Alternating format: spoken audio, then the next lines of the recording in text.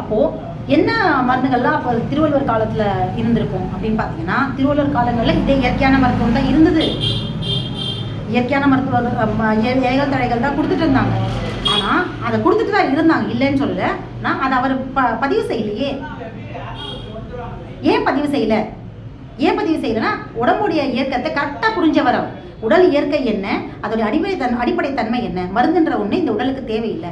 பசித்து சாப்பிட்றது மட்டும்தான் நோயிலிருந்து குணப்படுத்துகிற ஒரு சர்வரோக நிவாரணி அப்படிங்கிறத அவர் பதிவு செஞ்சுருக்காரு. இதையே தான் நார்த் சைடில் எடுத்து பாருங்க. ஆயுர்வேத மருத்துவத்தில் ஆயுர்வேத மருத்துவங்கள் தோன்றிய காலத்தில் தான் சமஸ்கிருத மொழியும் வந்து உருவாயிருக்கும் இல்லையா? ஏன்னா ஆயுர்வேத மருத்துவங்களுடைய குறிப்புகள் எல்லாமே எப்படி சித்த மருத்துவங்களோட குறிப்புகள் தமிழில் தான் அதிகமாக பதிவு செஞ்சுருக்கு இல்லையா?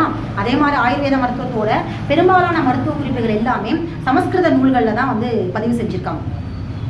ஸோ சமஸ்கிருதத்தில் நிறைய விஷயங்கள் ஆயுர்வேதத்தை பற்றின குறிப்புகள் இருக்குது இல்லையா? அப்போது சமஸ்கிருத மொழியும் ஆயுர்வேதமும் ஒரு நெருக்கமான ஒரு இதுவாக வந்து நார்த் சைடில் இருந்திருக்கு. சரிங்களா? மருத்துவ முறை வரும்போது சமஸ்கிருதமும் அந்த காலத்தில் உச்சபட்ச மொழியாக இருந்திருக்கு. அதே சமஸ்கிருதத்தில் தான் இந்த வார்த்தையை என்ன எழுதியிருக்காங்கன்னா, லக்னமே பரம ஹௌஷதம் அப்படின்னு சொல்லியிருக்காங்க. அதாவது லக்னமே பரம ஹௌஷதம் அப்படின்னா பட்டினியே சிறந்த மருந்து அப்படின்னு சொல்லியிருக்காங்க. சிறந்த மருந்துன்னு சொல்லியிருக்காங்க, பட்டினி இருன்னு சொல்லலை. பட்டினியே சிறந்த மருந்து. மருந்து எப்போ பயன்படுத்துவோம்? நோய் இருக்கிற காலங்களில் தான். அப்போது நோயிட்டு இருக்க காலங்களில் பட்டினி இருங்கன்னு தான் சொன்னாங்களே ஒழிய, பழமொழி என்னவா இல்லை, ஏதாவது ஒரு ஆயுர்வேத மருத்துவத்தை மருந்து சொல்லி நோயுற்ற காலங்கள் இதை சாப்பிடுங்க அப்படின்ற பொது மருத்துவமே கிடையாது.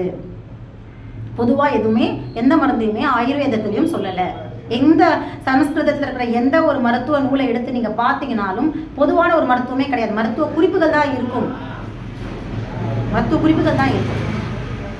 இந்த வேரோட தன்மை என்ன அப்படிங்கிறத அவங்க சமஸ்கிருதத்தில் எழுதி வச்சிருக்காங்களே தவிர மற்றபடி எதுவுமே தனியான புது மருத்துவம் இல்லை.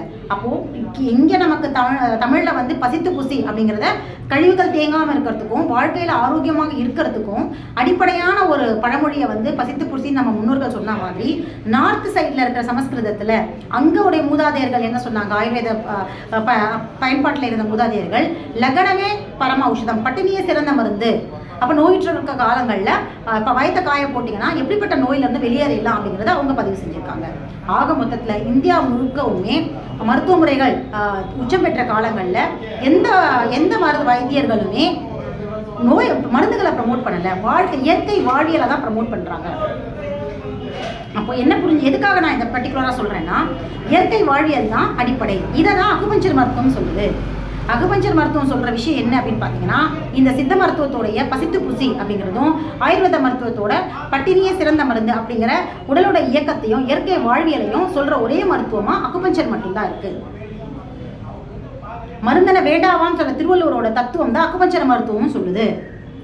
அப்போது திருவள்ளுவர் எந்த மருத்துவத்தை ப்ரமோட் பண்ணியிருக்காரு? நாடியை ப்ரமோட் பண்ணியிருக்காரு. அடுத்தது வைத்திய முறையில் நாடியையும், அதாவது பரிசோதனை முறையில் நாடியையும், சிகிச்சை முறையில் மருந்தனை வேண்டாவாம் அப்படிங்கிறத தான் ப்ரமோட் பண்ணுறாரு. வாழ்வியல் முறையில் பசியை தான் சொல்லியிருக்காரு. அப்போ இது மூணுத்தையும் சொல்கிற ஒரே மருத்துவம் அக்குபஞ்சர் மருத்துவம் மட்டும்தான். எந்த சித்த மருத்துவர்களும் இந்த விஷயத்த நாடி பரிசோதனை இருக்குது, ஒரே மருந்து கொடுக்குறவங்களும் இருக்கிறாங்க. ஆனால் பசித்து புசி இந்த இயற்கை வாழ்வியல் மருந்தனை வேண்டாவாம் அப்படிங்கிற விஷயத்த, திருவள்ளுவர் சொன்ன விஷயத்த எந்த விதமான சித்த மருத்துவரோ ஆயுர்வேத மருத்துவரோ சொன்னதே கிடையாது. அப்போ திருக்குறள் மருந்து அப்படிங்கிற விஷயம், உடல் ஆரோக்கியத்தை பற்றின விஷயம் அக்குபஞ்சரோட சம்மந்தப்பட்டிருக்கு. அக்குபஞ்சரை தான் திருவள்ளுவரும் ப்ரமோட் பண்ணியிருக்காரு. அவர் வந்து சித்த மருத்துவத்தை ஃபாலோ பண்ணுறவரா இருந்திருந்தா மருந்தனை வேண்டாவான்னு சொல்லியிருக்க மாட்டார் இல்லையா? ஆமாம் தானே?